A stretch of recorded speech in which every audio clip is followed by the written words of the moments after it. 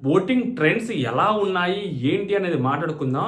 అసలు లైవ్‌లో 2, 3 సిట్యుయేషన్‌లు జరిగాయి. సో, ఆ సిట్యుయేషన్‌లు ఎపిసోడ్‌లో గాని పడితే సో, ఇక్కడ ఓటింగ్‌లో ఎంత ఇంపాక్ట్ పడుద్దనేది కూడా మాట్లాడుకుందాం. So, hello all welcome to our channel. నా పేరు మహేష్ చంద్ర. కొత్తగా మన ఛానల్ ఎవరైనా చూస్తుంటే సబ్స్క్రైబ్ చేసుకోండి. ఈ వీడియోని లైక్ చేసి చూడండి. ఎక్కువ మందికి రీచ్ అవుతది.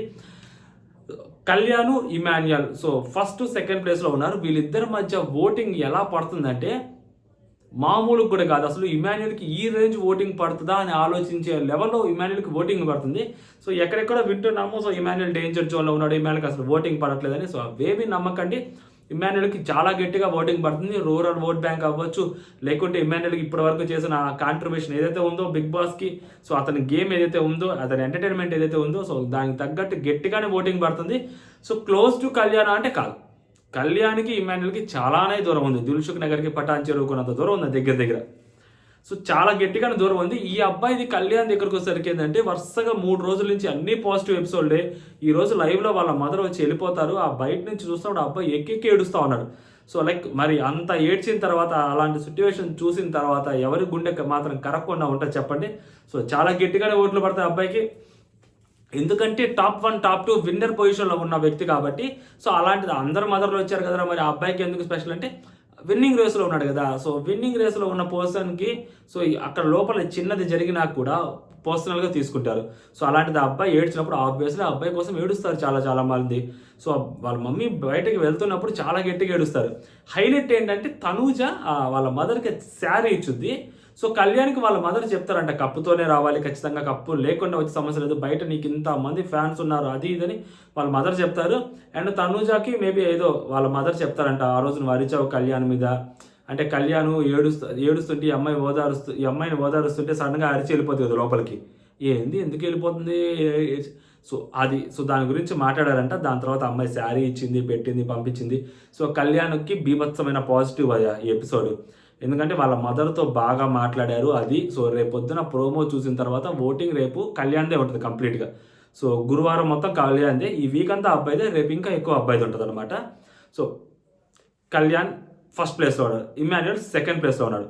మూడో ప్లేస్‌లో బర్నీ గారు కనిపిస్తా ఉన్నారు. సో, బర్నీ గారి ఓటింగే పడుతుంది. సో, ఆయనకి పడాల్సిన ఓటింగ్ ఆయన పడుతుంటది. ఆయన ఒక్కొక్కసారి ఒక్కొక్కరితో ఒక్కొక్కలాగా కనిపిస్తున్నాడు. సో, ఈ అమ్మాయితో ఒకలాగా కనిపిస్తాడు. అయితే తనుజతో ముందు మాత్రం తనుజ ముందు చాలా మంచిగా కనిపిస్తాడు. తనుజ వెనక ఆ అన్‌సీన్ క్లిప్‌లో చూస్తే తనుజ గారి గురించే మాట్లాడతాడు. అది క్లియర్‌గా తెలుస్తుంది. ఎవరితోటి?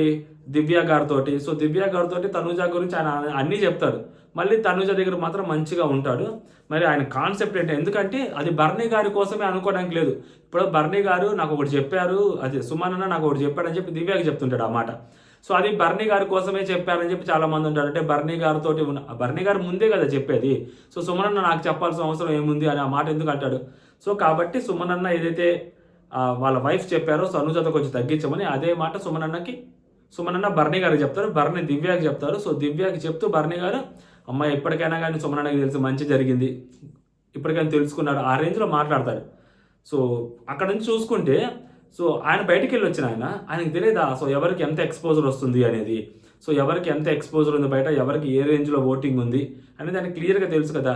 సో, అలాంటప్పుడు సుమన్ అన్నతో ఆ అమ్మాయి ఉంటే ఆ అమ్మాయికి బెనిఫిట్ ఎలా అయితదని ఆయన అనుకుంటున్నాడో మరి నాకు తెలీదు. సో, అంటే సుమన్ అన్న గేమ్‌ని కూడా కన్‌ఫ్యూజ్ చేయడానికి ట్రై చేస్తున్నాడేమో అని అనిపించింది.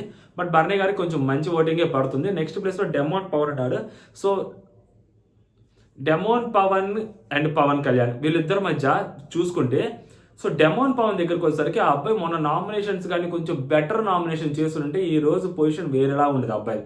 సో, వాళ్ళ మదర్ వచ్చారు. ఫ్యామిలీ వీక్ ప్రోమో చూసాము. చాలా బాగా మాట్లాడారు. ఈ ఎపిసోడ్‌లో కూడా చాలా గట్టిగా పండుద్ది. కాకపోతే ఏంటంటే ఓటింగ్‌లో టూ మచ్ అగ్రెసివ్ ఓటింగ్ లేకపోవడానికి కారణం ఏంటంటే సో, చాలామంది మెజారిటీ ఆడియన్స్ కళ్యాణ్ వైపు వెళ్లారు. ఇప్పుడు డెమోన్ పవన్ నెగెటివ్ చేస్తే సో, ఆ ఓటింగ్ కూడా కళ్యాణ్‌కి వెళ్తదా? వెళ్ళదా? అంటే సో, ఖచ్చితంగా కళ్యాణ్‌కి వెళ్ళదు. సో, కొంతమంది ఏం చేస్తున్నారంటే డెమోని నెగెటివ్ చేయాలని ట్రై చేస్తున్నారు. డెమోని నెగెటివ్ చేయడం వల్ల కళ్యాణ్ ఓటింగ్ ఎఫెక్ట్ అవుతది తప్పితే కళ్యాణ్ ఓటింగ్ యాడ్ అవ్వదు. ఇది బేసిక్. సో, డెమోన్ ఓటింగ్ అంతా ఏమవుతది? సో, డెమోని ఎవరైతే నెగెటివ్ చేస్తున్నారో అని డెమోన్ ఫ్యాన్స్‌కి గాని వాళ్ళకి అనిపిస్తే వాళ్ళ ఆపోజిట్ వాళ్ళకి ఏసేదానికి ఛాన్సెస్ ఉంటాయి. సో, కాబట్టి ఇదొక లాజిక్ కూడా ఉంటది. సో, డెమోన్ కళ్యాణ్‌తో కంపీట్ చేస్తున్నాడా అంటే లేదు. ఎట్ ప్రెజెంట్ డెమోన్ చాలా దూరంలో ఉన్నాడు. యాక్చువల్‌గా ఇమాన్యుయల్ వర్సెస్ డెమోన్ జరుగుద్దేమో థర్డ్ ప్లేస్‌లో ఈ వీకు క్లియర్గా తెలుస్తుంది అసలు. అంటే ఇమాన్యుయల్ థర్డ్ పొజిషన్కి లేదా సెకండ్ పొజిషన్కి ఏమైనా పుష్ చేయాలా లేదా బిగ్ బాస్ టీమ్కి ఒక క్లారిటీ వచ్చింది, లేదా డెమోని టాప్ 5లో ఉంచాలా లేదా టాప్ 5లో నుంచి టాప్ 3లోకి పుష్ చేయాలా. సో ఇలాంటివన్నీ ఈ వీక్ తెలుస్తాయని అనుకున్నారు కానీ బట్ డెమోన్ ఓటింగ్ చాలా డల్గానే కనిపిస్తుంది. మరీ టూ మచ్ అగ్రెసివ్గా అయితే కనిపించట్లేదు డెమోన్ ఓటింగ్. 4th ప్లేస్లో డెమోన్ ఉన్నాడు. నెక్స్ట్ మన సంజన గారు ఓటింగ్ కూడా, సంజన గారు వాళ్ళ బాపు వాళ్ళు వచ్చారు. సో నెక్స్ట్ లెవెల్ ఓటింగ్ పడుతుంది. కానీ కాకపోతే ఏంటంటే ఇది కొంచెం లేట్ అయ్యి ఉంటే ఇంకొంచెం బెటర్ ఓటింగ్ పడేది. అండ్ ఇప్పుడు ఇమాన్యుయల్కి డామినేషన్స్లోకి వచ్చాడు, ఇమాన్యుల్ కూడా ఒక ఓటింగ్ పడుతుంది కాబట్టి సో సంజన గారి ఓటింగ్ ఆటోమేటిక్గా అంత టూ మచ్ ఓటింగ్ లేదు. నేను చెప్పాను కదా, సో ఇన్స్టాగ్రామ్ అది బిగ్ బాస్ స్టార్ట్ అయినప్పుడు ఆమె కొంతమంది ఓట్ బ్యాంక్ క్రియేట్ అయింది. ఆమె నిజంగా చాలా గట్టిగా ఆ ఇంపాక్ట్ క్రియేట్ చేశారు. ఇప్పుడు అంటున్నారు ఆమె, సో ఇప్పుడు మళ్ళీ నేను పాత సంజన గర్లానిగా మారిపోతాను అంటున్నారు. అంటే ఈ మధ్యలో అంత ఎక్స్పోజర్ అవ్వలేదని చెప్పి ఆమెకు కూడా తెలుసు. సో అలాంటి ఆమెకి ఓటింగ్ ఎలా పడుతుంది? ఆల్రెడీ 1, 2, 3 ప్లేసెస్కి కన్ఫర్మ్ అయిపోయిన వ్యక్తులకి సో ఈమెకి అంటే ఈమె లేదు. సో ఈమెకి కూడా డేంజర్ జోన్లో ఉన్నారు. సో అంటే లైక్ ఈ వీక్ ఎలిమినేట్ అయిపోయినా కూడా ఆశ్చర్యపోవాలి. ఒక టాప్ కంటెస్టెంట్ని బిగ్ బాస్ టీమ్ ఎలిమినేట్ చేసి టీఆర్పీ తెచ్చుకోవాలి అనుకుంటే సంజన గారిని కూడా ఎలిమినేట్ చేసేదానికి ఛాన్సెస్ ఉంటాయి. ఎందుకంటే ఓటింగ్లో చూసుకుంటే తక్కువ ఉంది. డెమోన్ పవన్, సో సంజన గారు, ఆ తర్వాత దివ్య నిఖిత. సో దివ్య నిఖిత కూడా ఓటింగ్లో చాలా లిస్ట్లో ఉంది. మామూలు అంటే మామూలు లిస్టులో కదా, చాలా లిస్టులో ఉంది. వాళ్ళ మదర్ వచ్చి చాలా ఇంపాక్ట్ క్రియేట్ చేశారు. ఆ ఇంపాక్ట్ ఏమన్నా ఓటింగ్ మీద పడుద్దా అంటే సో ఆమె డేంజర్ జోన్లో నుంచి సేవ్ అయ్యి సంజన గారిని దాటి డెమోని దాటి బర్నీ గారి దగ్గరికి వచ్చి లేదా సేవ్ అయ్యే పొజిషన్కి అయితే రాదు. So she is still in danger zone. అలా అదే డేంజర్ జోన్లో ఉంటారు దివ్య గారు. సో ఆమె మాట తీరు కానీ ఆ ఆట తీరు కానీ సో ఈ వీక్ వెళ్ళిపోయేలాగే మాట్లాడుతున్నారు. ఉంటే ఉంటాం, పీకితే పీకుతాం అన్నట్టుగానే మాట్లాడుతున్నారు. ఆమె వాయిస్లో అలాగే మాడ్యులేషన్ కనిపిస్తూ ఉంది. సో ఆ యాటిట్యూడ్ కూడా క్లియర్గా తెలుస్తుంది. అనవసరమైన వాటికి గొడవలు పెట్టుకోవటం, సో సందర్భం లేకుండా అరవటం. సో బర్నీ గారితో ఆ రిలేషన్ ఏంటనేది వాళ్ళ మదర్ కూడా వచ్చి పర్లేదు యాక్సెప్ట్ చేశారు. అంటే మరీ టూ మచ్గా మాట్లాడకుండా బర్నీ గారి గురించి.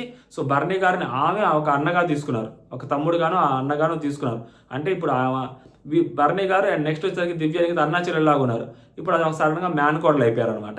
అన్నా చెల్లెలు కాదు, ఎందుకంటే వాళ్ళ మదర్ అలా తీసుకున్నారు కాబట్టి ఆ ఇంపాక్ట్ అమ్మాయి మీద ఓటింగ్ మీద ఉంటుంది. డెఫినెట్లీ ఉంటుంది, ఎంతో కొంత ఓటింగ్ పడుతుంది అమ్మాయికి. కాకపోతే అది సేఫ్ జోన్లోకి వచ్చే అంత ఓటింగ్ అయితే పడదు ఖచ్చితంగా. సో ఖచ్చితంగా చెప్తున్నాను, ఈ ముగ్గురులో ఒక ఎలిమినేషన్ అయితే గట్టిగా కనిపిస్తూ ఉందండి. బర్నీ గారు సేవ్ అవుతున్నట్టే కనిపిస్తూ ఉన్నారు. ఓకేనా, డేంజర్ జోన్లో డెమోన్ పవన్ ఉన్నాడు, నెక్స్ట్ వచ్చేసరికి సంజన గారు ఉన్నారు, దివ్య నిఖిత. వీళ్ళ ముగ్గురులో ఎలిమినేషన్లో ఒకళ్ళు కంపల్సరీ వెళ్తారు. బర్నీ గారికి చూస్తుంటే నెక్స్ట్ వీక్ 12th వీక్ తర్వాత మేబీ ఏమన్నా ఎలిమినేషన్ అయితే వెళ్ళొచ్చు. కానీ ఈ వీక్ బర్నీ గారు సేవ్ అవుతారు. ఎందుకంటే బర్నీ గారి కోసం చాలామంది ఓట్లు వేస్తున్నారు బయట. బర్నీ గారికి పాజిటివ్ కామెంట్స్ బయట కనిపిస్తున్నాయి. యూట్యూబ్లో కూడా బర్నీ గారి గురించి కూడా కొంచెం పాజిటివ్గానే మాట్లాడుకుంటున్నారు. సో కాబట్టి బర్నీ గారు ఉంటారు, ఎందుకంటే ఆయన నామినేషన్స్లో ఆయన కనిపించిన విధానం కానీ అదంతా కానీ బర్నీ గారికి ఓకే.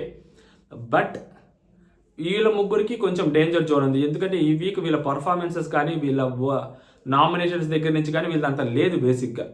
కాబట్టి సో వీళ్ళు కొంచెం డేంజర్ జోన్లోనే ఉన్నారు.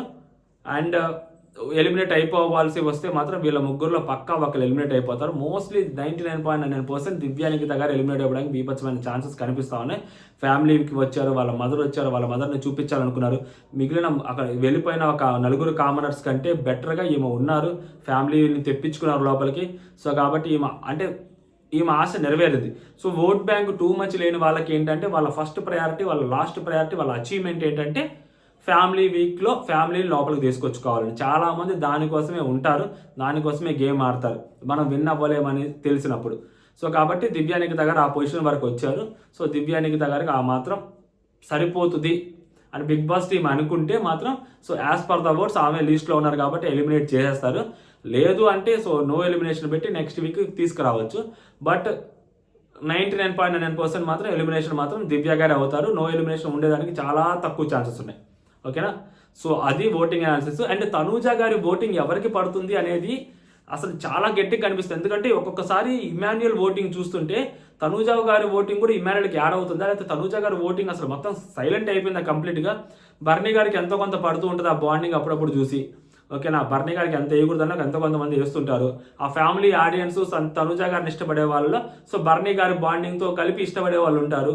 సో కాబట్టి బర్నీ గారికి ఓట్లు వేసే వాళ్ళు ఉంటారు. కానీ బట్ యంగర్ జనరేషన్ ఎవరైతే ఉన్నారో, సో సోషల్ మీడియాలో ఎవరైతే యాక్టివ్గా ఉంటారో, సో వాళ్ళందరూ తనూజ గారి ఫ్యాన్స్ ఎవరైతే ఉంటారో ఎస్పెషల్లీ వాళ్ళు బర్నీ గారికి వేస్తారా అంటే బర్నీ గారికి వేయరు. సో డెమోన్ పవన్కి వేస్తారా అంటే సో మేబీ డెమోన్ పవన్కి వేయచ్చు ఓట్లు ఎంతో కొంత. సో డెమోన్ పవన్కి ఓట్లు వేయచ్చు. మరి టూ మచ్ ఇప్పుడు తనుజ గారు ఉన్నంత vote bank, exact vote bank అక్కడ రిప్లికేట్ అవుతుందంటే రిప్లికేట్ అవ్వదు. చాలామంది లైటర్ వేలో వేస్తారు ఓట్లు. సో ఎవరో ఒకరికి వేస్తారు. అండ్ కళ్యాణ్కి కూడా వేసే వాళ్ళు చాలామంది ఉంటారు. కళ్యాణ్ తనుజ బాండ్ నచ్చే ఫ్యామిలీ ఆడియన్స్ బోల్డ్ మంది ఉంటారు. సో వాళ్ళు కూడా తనుజ ఫ్యాన్స్ ఎవరైనా ఉంటే సో వాళ్ళు కూడా కళ్యాణ్కి వేయచ్చు. కళ్యాణ్కి కూడా ఇప్పుడిప్పుడే ఫ్యామిలీ ఆడియన్స్లో ఒక పట్టు దొరుకుతుంది. సో అది బిగ్గెస్ట్ అచీవ్మెంట్ కళ్యాణ్కి. ఒక కామనర్గా వచ్చి ఒక ఎవరైతే ఫ్యామిలీ ఆడియన్స్లో ఒక అచీవ్మెంట్ తెచ్చుకోవడం మామూలు విషయం కాదు. సో కళ్యాణ్ కూడా ఓటింగ్ బీభత్సంగానే పడుద్ది అనమాట. సో ఓవరాల్గా చూసుకుంటే ఫ్యామిలీ ఆడియన్స్ ఓటింగ్ ఎంత ఇంపార్టెంట్ అనేది సో నాకు తెలిసి నెక్స్ట్ బిగ్ బాస్ సీజన్లోకి వచ్చే కంటెస్టెంట్స్కి ఇప్పటికి అర్థమవుతుంది. ఆల్మోస్ట్ వీళ్ళకి కూడా అర్థమయ్యే ఉండాలి ఇప్పటికి. ఐ హోప్ మీకు కూడా అర్థమై ఉంటుంది ఫ్యామిలీ ఆడియన్స్ ఎంత ఇంపార్టెంట్ అనేది. ఓకేనా, అది సంగతి. జై హింద్.